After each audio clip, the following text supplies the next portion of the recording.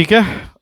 देखो set theory में अभी एक एक्सरसाइज तो बाकी रहता है मिसलेनियस, बट उसके बारे में मैंने क्या बोला था कि वो थ्योरी एक्सरसाइज है।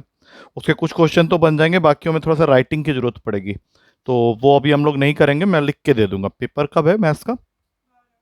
12 को है ना? तो आज है हमारा 30। 1 2 3, मतलब 3 या 4 तारीख के आसपास मैं लिख के दे दूंगा तुझे, क्योंकि मुझे वो मेरा काम है, वो तेरा काम नहीं है। वो लिख के मैं समझा दूंगा, वो हो जाएगा। अगला चैप्टर जो अभी बच गया हमारे, वो आज स्टार्ट करते हैं। ये छोटा चैप्टर है, जल्दी हो जाएगा। Relation and function. इसमें से रिलेशन के बारे में आज बात करेंगे।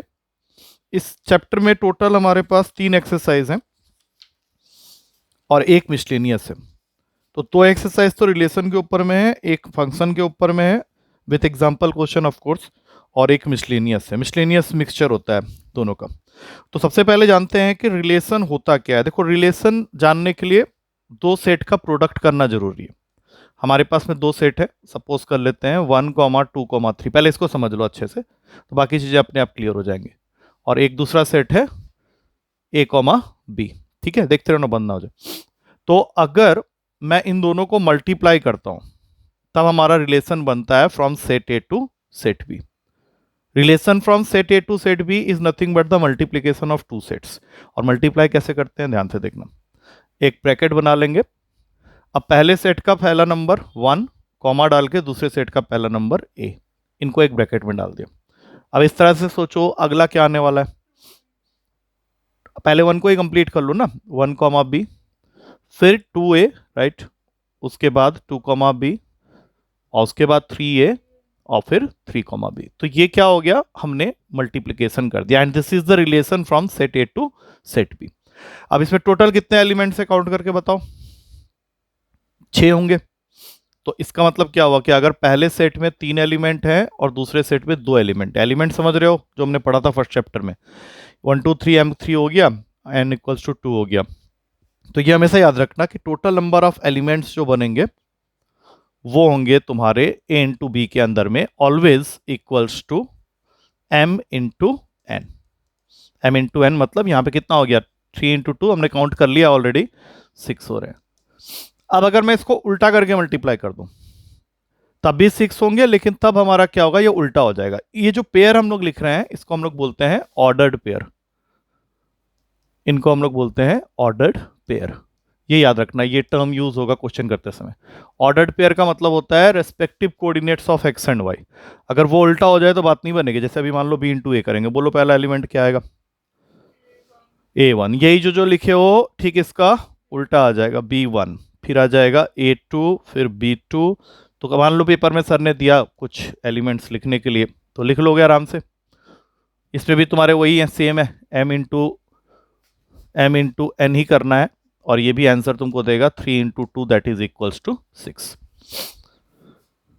अब बताओ, क्या हम लोग ये कह सकते हैं कि A into B is equals to B into A?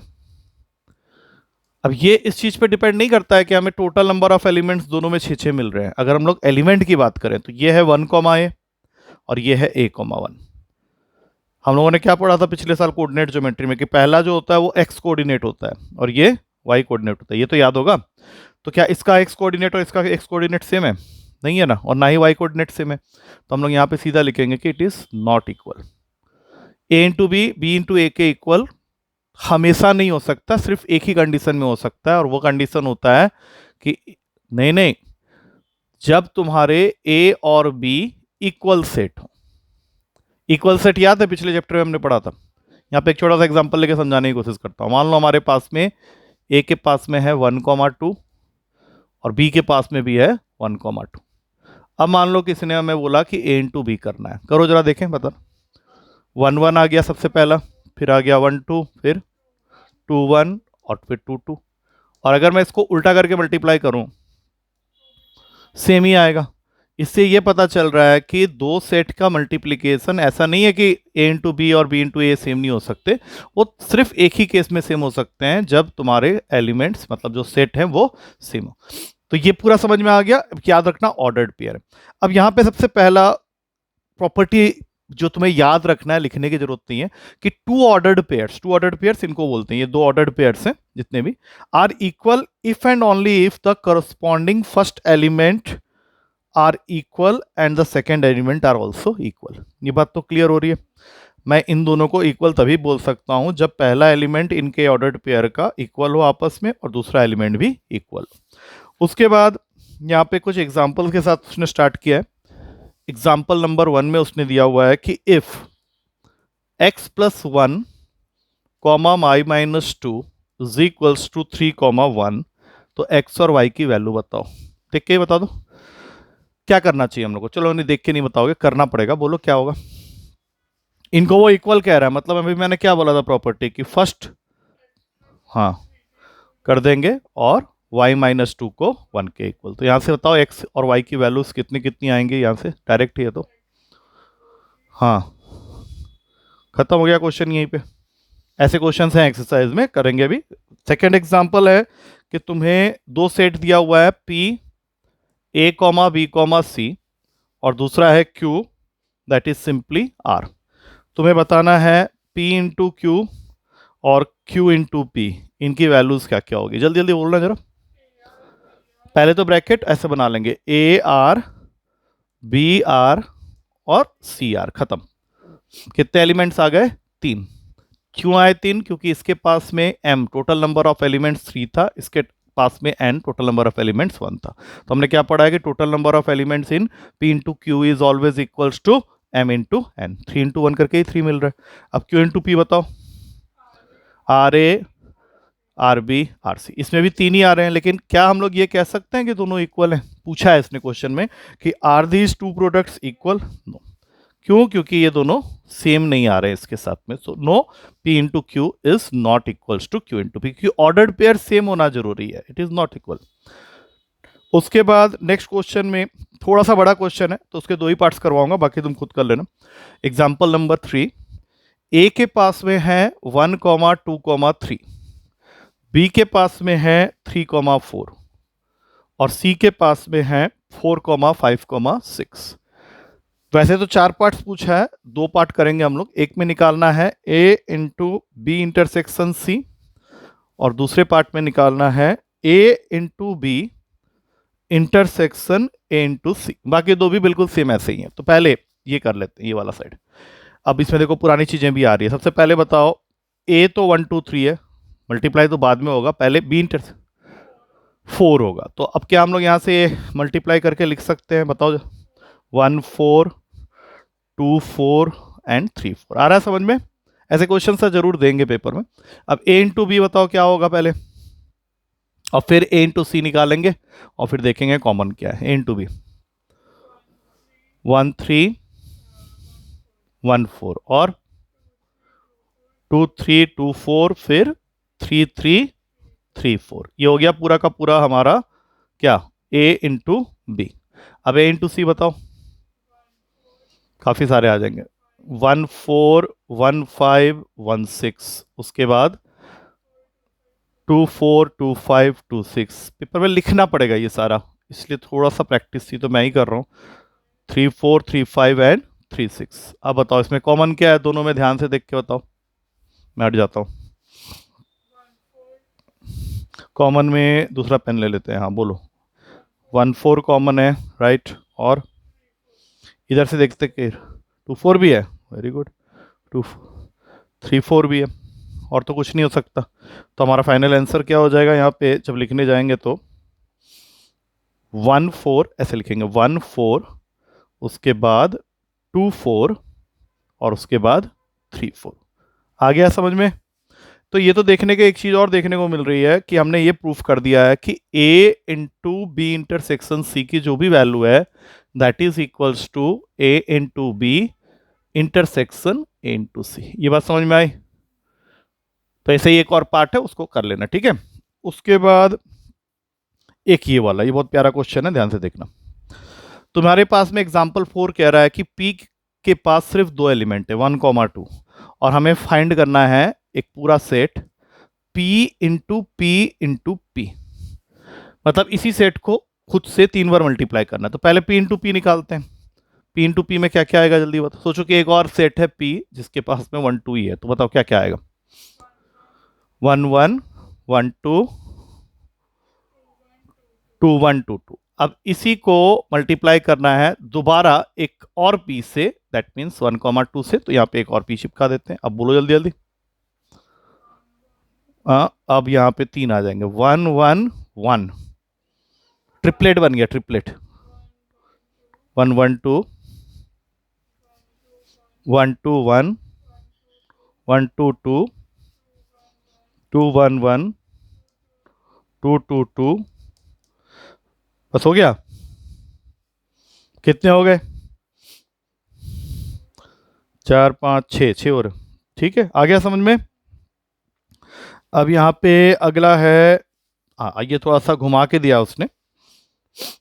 Example 5 है, उसने सिंपल पूछा है कि आर जो है इसको हम लोग सेट ऑफ रियल नंबर्स बोलते हैं। आर हमारा सेट ऑफ रियल नंबर्स है। तो बताओ आर इंटू आर किस चीज को रिप्रेजेंट करेगा और आर इंटू आर किस चीज को रिप्रेजेंट करेगा। तो उसने इसका जो आंसर लिखा है वो ये लिखा है कि आर रियल नंबर से मतलब एक्स वाई लेके चलेंगे, तो इनको जब मल्टीप्लाई करेंगे तो हमें ordered pair, set of all ordered pairs of x and y मिलेंगे, जो कि एक्स और y belongs to real number होंगे। ऐसे इसका आंसर लिखना पड़ेगा। और अगर 3 बार कर देंगे तो फिर एक तीसरा एलिमेंट भी आ जाएगा, तो ये बन जाएगा एक्स वाई जेड, जैसा भी हमने लास्ट क्वेश्चन में किया था, such that x y z belongs to R. ऐसे लिखना पड़ेगा बस, दैट्स इट। थ्योरी टाइप के क्वेश्चन है। अच्छा, ये दिमाग वाला क्वेश्चन, अगला वाला 6th एग्जाम्पल। इसमें तुम्हें दिया हुआ है कि a इंटू बी, जो कि हम हमेशा निकालते थे, ये इस बार पहले से ही दिया हुआ है। P comma q, p comma r, m comma q and m comma r. बदले में उसने इस बार तुमसे बोला है कि ये ए और बी के पास में क्या क्या एलिमेंट्स थे, या इनिशियली सेट को ही फाइंड आउट करो। बोलो, गेस करो। ए के पास क्या रहा होगा और बी के पास क्या रहा होगा जिसकी वजह से ये आंसर आया।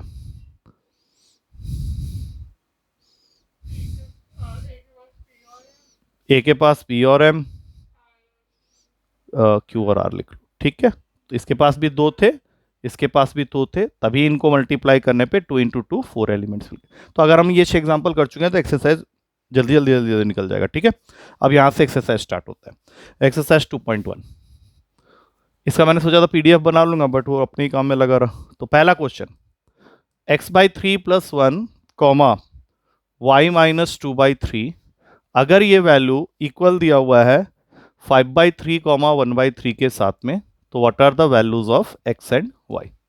कॉपी पेन, आज बिना कॉपी क्या है, कुछ तो कॉपी में करना पड़ेगा ना, सारा मैं थोड़ा ना करूंगा। जो कॉपी ले आओ जाके, ले आओ दौड़ के जाके। ठीक है, बिना मैथ्स की क्लास बिना कॉपी पेन के कैसे होती है।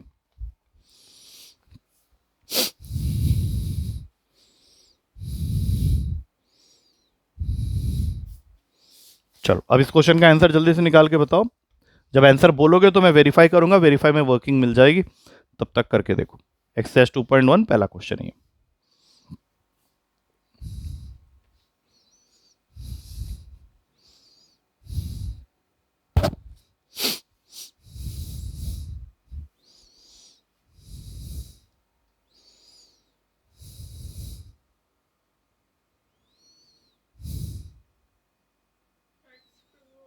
कर लो पहले, तुम्हारा आंसर मैं साइड में लिख रहा हूं, अगर सही हुआ तो उधर वो चढ़ा दूंगा। एक्स की वैल्यू 2 बताया है तुमने।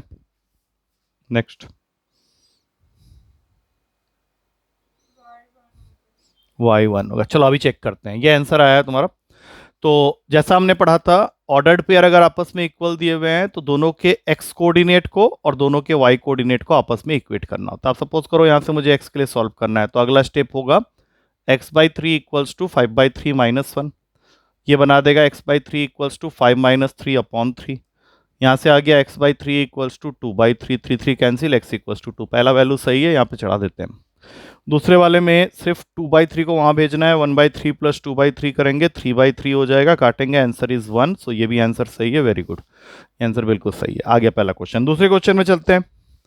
दूसरे क्वेश्चन में पहले ही उसने बता दिया है कि ए के पास में टोटल 3 एलिमेंट्स हैं। उसने इस तरह से लिखा है, सेट ए हैज 3 एलिमेंट्स, बताया नहीं कौन सा है। और बी के पास में जो 3 एलिमेंट्स हैं वो 3, 4, 5 है। तो सिंपल सा क्वेश्चन है, कि what is the number of elements in A into B. अब ये सिर्फ आंसर बताना है। अगर एक 9 खत्म, क्योंकि हमें ये पता है कि इसके पास 3 एलिमेंट्स है, मतलब m की वैल्यू हो गई 3, और इसके पास 3 एलिमेंट्स है तो n की वैल्यू 3, तो आंसर होगा m into n, that is 3 into 3, 9 elements. खत्म। नेक्स्ट थर्ड क्वेश्चन में हमें दिया हुआ है कि g is equals to 7,8 and h is equals to 5,4,2। हम लोग को दो चीज़ें क्वेश्चन में फाइंड करनी है। First part g into H, second part h into G. चलो बोलते जाओ। 7 5 7 4 7 2 एंड देन 8 5 8 4 8 2। और अगर इसको उल्टा करके कर दें, that means h into g, 5 7 5 8 4 7 4 8 2 7 2 8। ठीक है, बिल्कुल सही है। Over and out. 3 क्वेश्चन हो गए। अब चलते हैं चौथे क्वेश्चन में। फोर्थ क्वेश्चन में ट्रू और फॉल्स बताना है, और अगर फॉल्स है, जैसे इसने बोला है state whether each of the following statements are true और false, and if the statement is false rewrite the given statement correctly. चलो ये भी देख लेते हैं। P के पास में है m कॉमा n, Q के पास में है इसका उल्टा n कॉमा m। तो वो पूछ रहा है कि क्या P इंटू क्यू की वैल्यू होनी चाहिए, ये उसने पूछा है। सही है या गलत है ये हम लोग देखेंगे। अगर गलत हुआ तो सही करना पड़ेगा, सही है तो छोड़ देना है। बोलो सही है गलत है। इज इट ट्रू और फॉल्स? फॉल्स। तो फॉल्स है तो फिर इसका ट्रू क्या होगा ये बताओ। व्हाट इज, मतलब ये सही तो है लेकिन इससे सारे नहीं लिखे हैं। एम एन लिखने के बाद लिखना पड़ेगा एम एम, जो कि मिसिंग था यहाँ पे, और एक एन एन भी मिसिंग था। बाकी लास्ट वाला उसने, फर्स्ट एंड लास्ट वाला उसने दे दिया था, बीच के दो नहीं दिए थे। अब दिस इज ट्रू नाउ। ठीक है, second part of the same question. Second part में उसने बोला है if A and B are non empty set. Non empty set कौन से होते हैं? एक होता है एम्प्टी सेट। एम्प्टी सेट कौन सा होता है? कुछ भी नहीं होता। तो नॉन एम्प्टी का मतलब है कुछ तो होगा ही।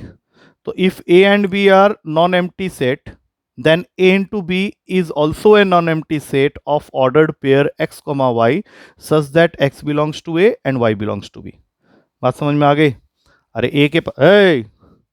ए के पास सपोज करो कुछ एलिमेंट है 1,2, कितने एलिमेंट है इसके पास? 2 हो गए, तो फिर ये नॉन एम्प्टी हो गया।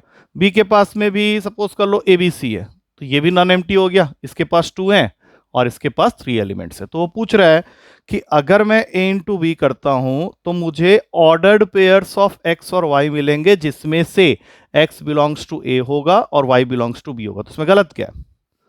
सही है, तो ये ट्रू है। तो समझना तो पड़ेगा ना। अच्छा, third part of the same question, इसमें भी ट्रू फॉल्स बताना है। अगर फॉल्स हुआ तो ट्रू करना है। इसमें तो ट्रू था इसलिए कुछ किया नहीं। ए के पास में है 1,2, बी के पास में है 3,4। तो वो क्वेश्चन कह रहा है कि क्या A into B intersection 5 will be equals to 5, ये पूछा है। तो अभी हम लोग को सबसे पहले ये देखना है LHS। ए के पास में है 1,2। अब बताओ बी और 5 को इंटरसेक्ट करेंगे तो क्या मिलेगा? 3,4 और 5 खाली एलिमेंट इंटरसेक्ट करने पे क्या मिलेगा? 5 मिलेगा। तो 5 जब लिख ही रहे हैं तो ये ब्रैकेट हटा दो यहाँ से, क्योंकि 5 खुद ही नॉन एम्प्टी सेट होता है। अब अगर ए को 5 के साथ में मल्टीप्लाई करूंगा तो क्या कुछ मिलेगा? 1 2 को 5 से मल्टीप्लाई करेंगे तो कुछ भी नहीं है। 1 5 2 5 तो मैं लिख नहीं सकता। तो मेरे ख्याल से ये सही स्टेटमेंट है। ठीक है। अच्छा, अब इसके बाद जल्दी जल्दी है छोटे छोटे क्वेश्चंस। फिफ्थ क्वेश्चन में दिया हुआ है a इज इक्वल्स टू -1,1। ऐसा क्वेश्चन हमने किया था, तो हमें फाइंड करना है a into A. This is to be find out. तो सबसे पहले बताओ a इंटू ए क्या होगा जल्दी? -1 एक बार और लिख लो, थोड़ा सा भी डाउट होता है तो यहाँ पे एक बार और लिख लेते हैं। हाँ बोलो अभी। -1 बहुत बढ़िया। 1 1। अब इसको एक बार और मल्टीप्लाई करना है, इसलिए मैं फिर से एक बार -1,1 लिख रहा हूं, क्योंकि हमें a इंटू ए निकाल। ठीक है, इसी को पहले खत्म कर लो। -1 -1 1, उसके बाद -1 1 -1, एक एक करके, फिर -1 1 1, फिर 1 -1 -1, आ रहा समझ में, 1 -1 1, और फिर सबसे लास्ट में 1 1 -1, एक साथ होना चाहिए था, वैसे मैंने यहाँ लिख दिया 1 1 1, टोटल 6 आ गए। ऐसा एक क्वेश्चन अभी हमने किया था। उसके बाद नेक्स्ट क्वेश्चन, इसके बाद वाला क्वेश्चन भी हमने इस तरह का भी किया हुआ है। ए इंटू बी उसने पहले से ही दे दिया अपने को, ए कॉमा एक्स, उसके बाद A comma Y, B comma X, B comma Y, और हम लोग को बोल रहा है कि फाइंड करके बताओ ए और बी सेट क्या क्या होंगे। बोलो जल्दी। ए हो जाएगा ए और बी हो जाएगा एक्स। बिल्कुल सेम क्वेश्चन था। क्वेश्चन नंबर 7, क्वेश्चन नंबर 7 में फिर वही वेरिफिकेशन वाला क्वेश्चन है। ए के पास में है 1,2, बी के पास में है 1 2 1 2 3 4, सी के पास में है अपना 5,6, और डी के पास में है 5 6 7 8। क्वेश्चन में 2-3 चीज़ें पूछी गई है। सबसे पहले वेरीफाई करना है कि A into B intersection C की जो वैल्यू होनी चाहिए that must be equals to A into B intersection A into C. तो पहले LHS को सॉल्व करते हैं। ए के पास में है 1,2, जल्दी से बताओ बी इंटरसेक्शन सी क्या है, 5। तो ए यहाँ कुछ मिलेगा ही नहीं, 5 हो गया ये तो। अब अगर ये वैल्यू इक्वल है तो RHS भी 5 देना चाहिए। चलो ए इंटू बी बताओ क्या क्या है, लिखते जाते हैं 1 1 1 2 1 3 1 4, और उसके बाद 2 1 2 2 2 3 एंड 2 4। अब इसका इंटरसेक्शन करना है किसके साथ, ए इंटू सी के साथ। इसको थोड़ा ऊपर खींच लेते हैं।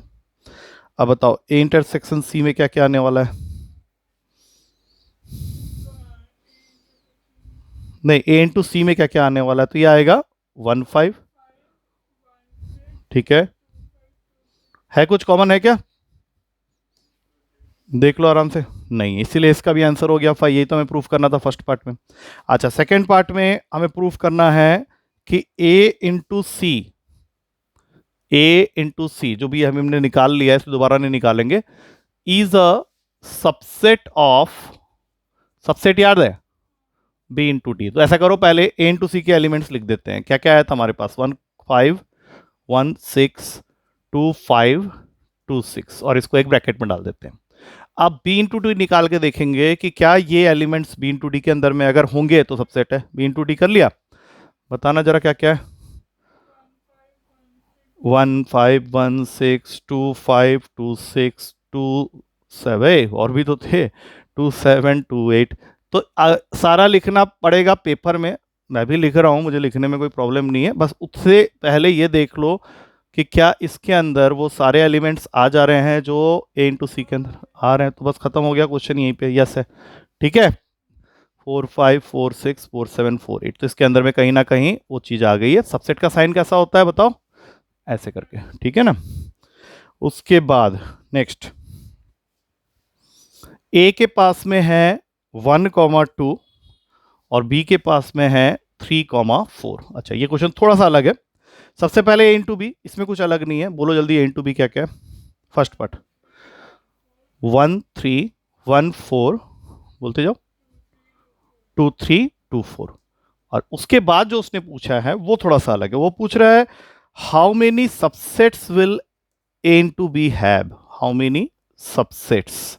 याद है ये, मैंने पिछले क्लास में बताया था कि जब किसी सेट 2 की पावर n, तो 2 की पावर n, यहाँ पे n कितना है, 2, n का मतलब होता है 4, तो 2 की पावर 4 16। अच्छा, लिखते कैसे हैं ये याद है, क्योंकि यहाँ पे लिस्ट देम भी बोला है, मतलब 16 लिखने पड़ेंगे। कैसे लिखोगे, पहले 4 तो दिख ही गए, पहले 4 यही हैं, तो ऐसा करते हैं सारा ही लिखते हैं। और एक हम लोग को मालूम है 5 होगा, और एक तो ये सेट खुद ही होगा, तो ये ए इंटू बी यहाँ पे लिख देते हैं, 14 हो गए। अब 14 लिखना है, मतलब 16 में से 2 हमने लिख दिए। ए इंटू बी में तो ये पूरे ही आ जाएंगे। उसके बाद सिंगल सिंगल लेना है, 1 3 1 4, ये पहले आएंगे ना, 2 3। अच्छा, इसमें एक गलती और हो रही है, ये लिखने के बाद इसको ब्रैकेट बनाना भी जरूरी है, क्योंकि ये खुद ब्रैकेट के साथ आए थे। 4 ही हो गए। अब क्या करना पड़ेगा, ऐसे लिखना पड़ेगा 1,3, सॉरी ये गलत लिख रहा हूँ मैं, ऐसे नहीं, 1,3 1,4 ये एक बन गया। उसके बाद 1,3 2,3 ये एक बन गया। उसके बाद 1,3 2,4 ये बन गया। अब बताओ और क्या बनेगा। अब 1,3 1,4 1,3 2,3 1,3 1,4 हो गया। उसके बाद देख लेना, इसमें रिपीट नहीं होना चाहिए, ठीक है। 1,4 2,3 बिल्कुल सही है, इसको एक ब्रैकेट में डाला। और 2,3 2,4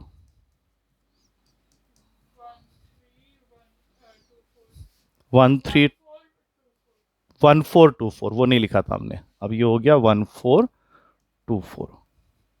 अब तीन वाले इसमें बनेंगे। तीन वाले में क्या करना है, इन तीनों को ले लेना है, फिर इन तीनों को ले लेना है, फिर इन तीनों को ले लेना। उसके बाद कुछ भी लोगे तो रिपीट हो जाएगा। तो 4 2 6 ये कितने हो गए, 1 2 3 4 5 6 12, और जो मैंने भी बोला 14 हो जाएंगे, टोटल हो जाएंगे 16। ठीक है, लिखना पड़ेगा, ये थोड़ा सा वैसा वाला क्वेश्चन है।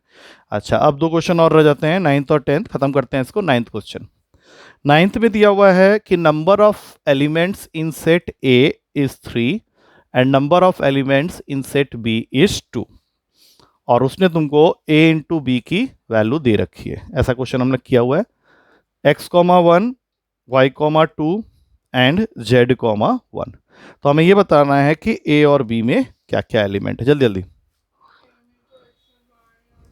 ठीक है। और b में खत्म हो गया क्वेश्चन, कुछ भी नहीं है, ठीक है। एग्जाम्पल कर लेने से फायदा मिल जाता है actually. 10th question, 10th last question होगा।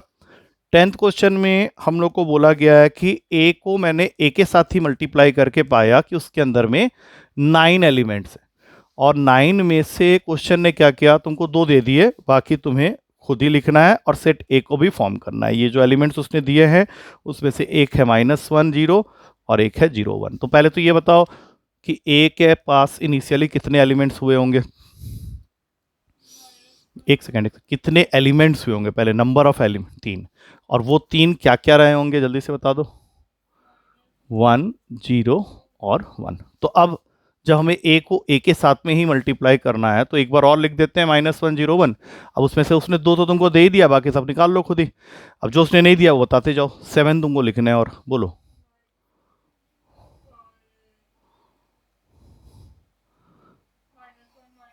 ठीक है, ठीक है, 0 -1 बोलते जाओ, ठीक है, ठीक है, 0 0 0 1 तो दे रखा है, माइनस, हाँ 1 1 आ गए सारे के सारे, बस खत्म। ठीक है, चलो अब बाकी कल कर लेंगे, उसके ऐसे कनेक्ट से थोड़ा अलग टाइप का है।